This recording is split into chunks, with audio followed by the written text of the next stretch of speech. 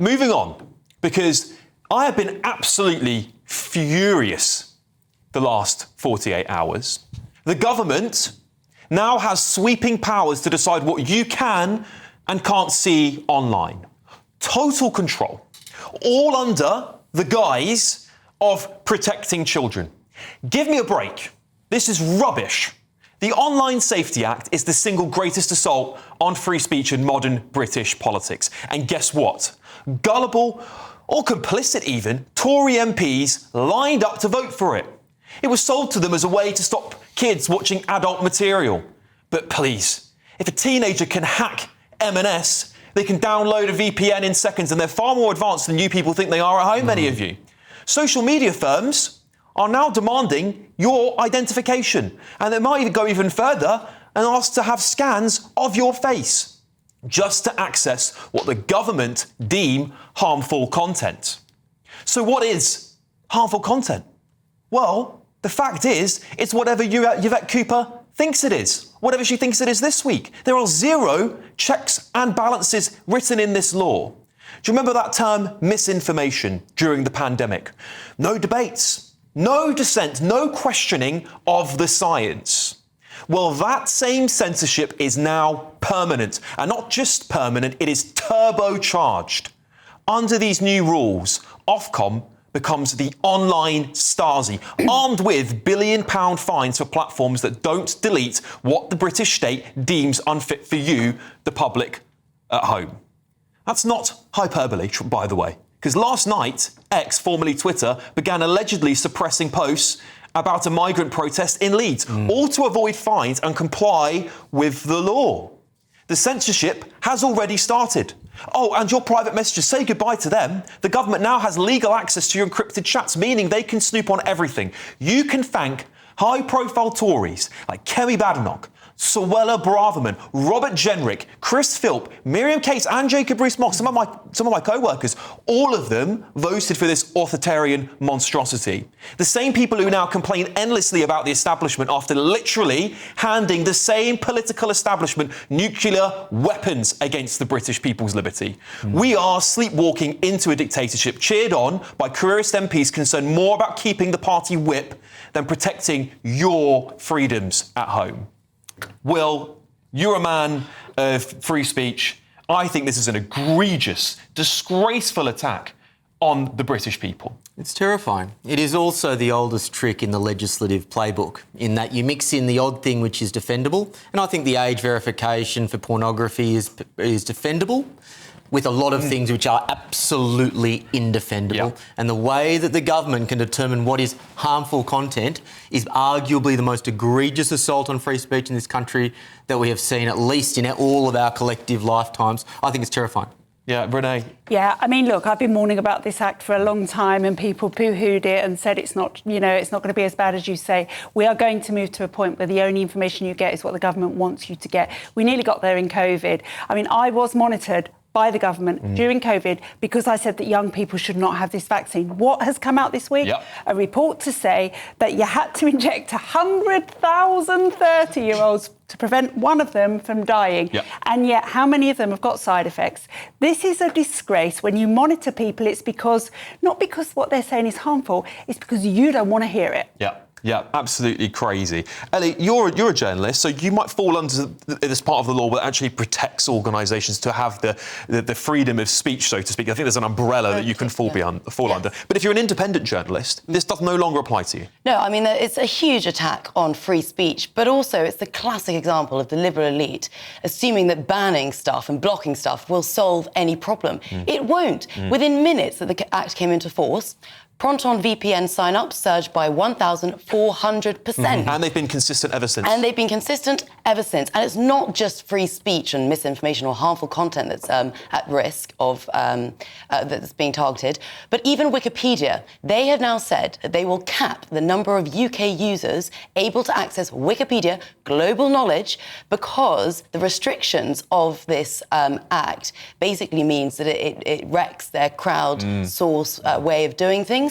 And so they need to fall under the category Category 1, which is 7 million users. They're going to restrict people accessing the internet and global knowledge. It's absolutely madness, and it's the Tories' fault, I have to say. Dominic, as much as I hold the Tories almost entirely at fault here, Labour have proceeded with the law. Yvette Cooper is pushing for encryption to be watered down, and Apple are now suing the government. Well, look, I think it's important. The American government has pushed for that as well, so it's clearly not a party political thing. And Will, Alex, they absolutely the fact is, well, they have. The American government has tried to get through Apple's encryption on a load of things. The fact is that ultimately it's about protecting children. Children are, as you've said, so much more online than before. Children's lives are spent online. They now see things that you would never want them to see. And ultimately, this is because of big tech. Right. Big tech refused to regulate itself, refused to delete stuff. Elon Musk got rid of their own internal moderation Do you know teams. how you protect If they children? still had those, you wouldn't need this. Do you know how you protect children? You do what the Labour government voted down with a whip about a month ago. You stop smartphones for children.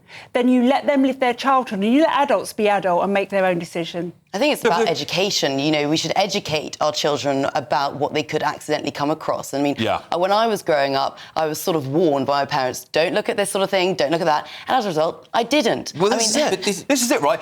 The hypocrisy we've got here, Will, just very briefly, because Labour voted against this bill, actually. So funnily enough, they are now very happy to have it, because obviously the Tories have handed them this brilliant dictatorial power, haven't they? Yeah, they have. But I think there's equal culpability here. But this is exactly the trap they want us to fall into. They want us to talk about kids because that's a safer ground. Their bigger problem is the lack of, or the freedom of speech issues for adults. Yeah. That is the big problem. And they want us to say, oh, think of the children. That's the political tactic. It's the same old tactic always, isn't it? It's under the guise of safety. Let me just ask you, do you feel your kids are any safer at home if you've got kids there? I doubt you will. Hello, I'm Bev Turner. Now, it can feel like the money in our bank accounts at the moment does not keep up with the cost of living. And maybe there's a solution. I'm here today with the CEO of TallyMoney, Cameron Parry. Cameron, what is TallyMoney? Well, Bev, with TallyMoney, you get a current account and a debit card, but instead of pounds, you use milligrams of gold as your everyday money. So why gold? Gold traditionally is a great store of value. It has, on average, gone up at over 11% per annum for the last 25 years against the pound. It's tripled in value in the last decade. And in the last 2 years alone, it's increased by 50% against the pound. Banks' savings products just can't compete with that level of growth. But this isn't just about gold. This is about a currency that you guys have created at TallyMoney. Explain it to me as though I'm an idiot. So, look, people need to be able to hold their earnings and build their savings in a money that retains its value and remains in their legal control and remains theirs to access, away from government control. Great. You had me at not exposed to government control. You should feel safe and happy with your money. You should have peace of mind. The more money you see in your bank balance, and that's the type of thing we're trying to deliver, and give people choice in the type of money they get to use every day. Brilliant. Thank you so much, Cameron. Thank you.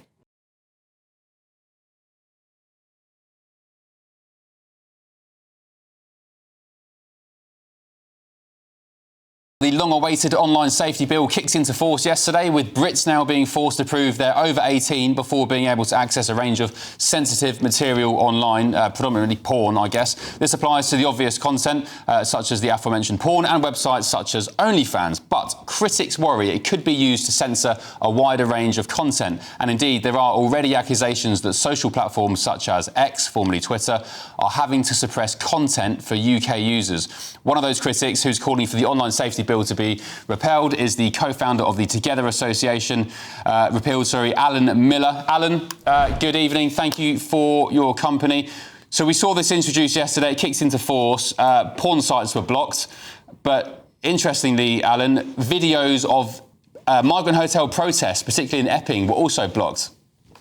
That's right, Ben. And we've also seen in Leeds that there have been images blocked, at least for some people, with captions saying this is due to the Online Safety Act. I think just to take a step back, most people in Britain don't want to see kids doing things with porn. That's completely understandable. But we need to ask ourselves a question. Are we all going to be treated like children? What this is going to mean is that everybody, if they have to prove who they are, that's the first part. So everybody has to get some kind of digital ID to have some kind of digital proof to go online.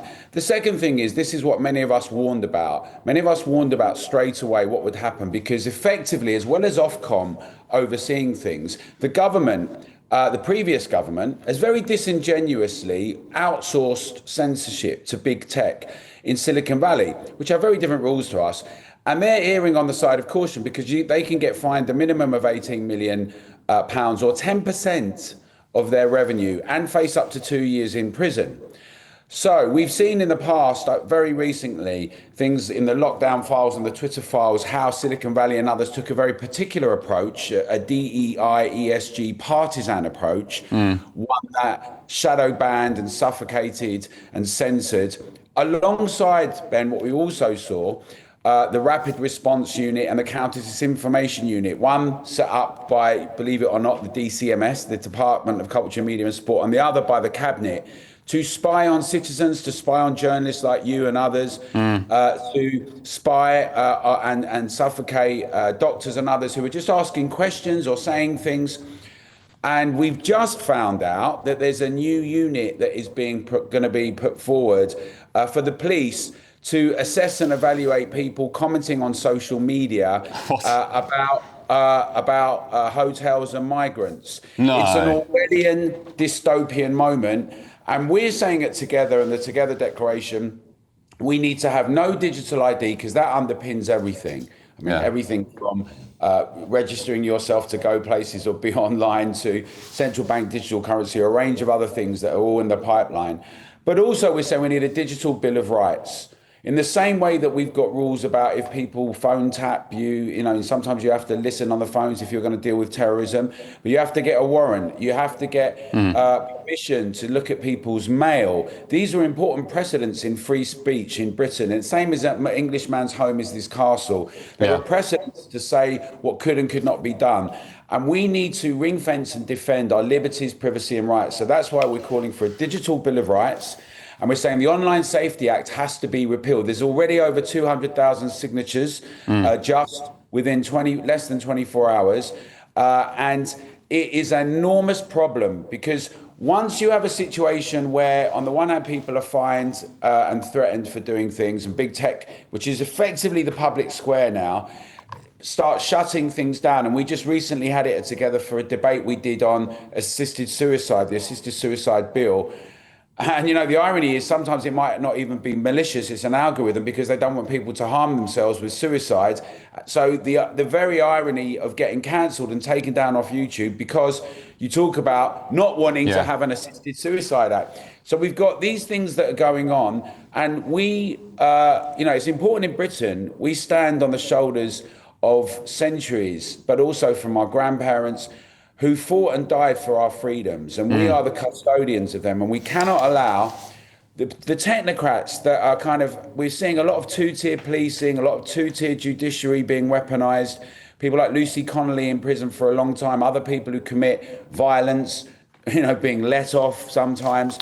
We've got a situation where free speech is under enormous attack, and this is just making it worse. The Online Safety Act is what Alan, a lot of us...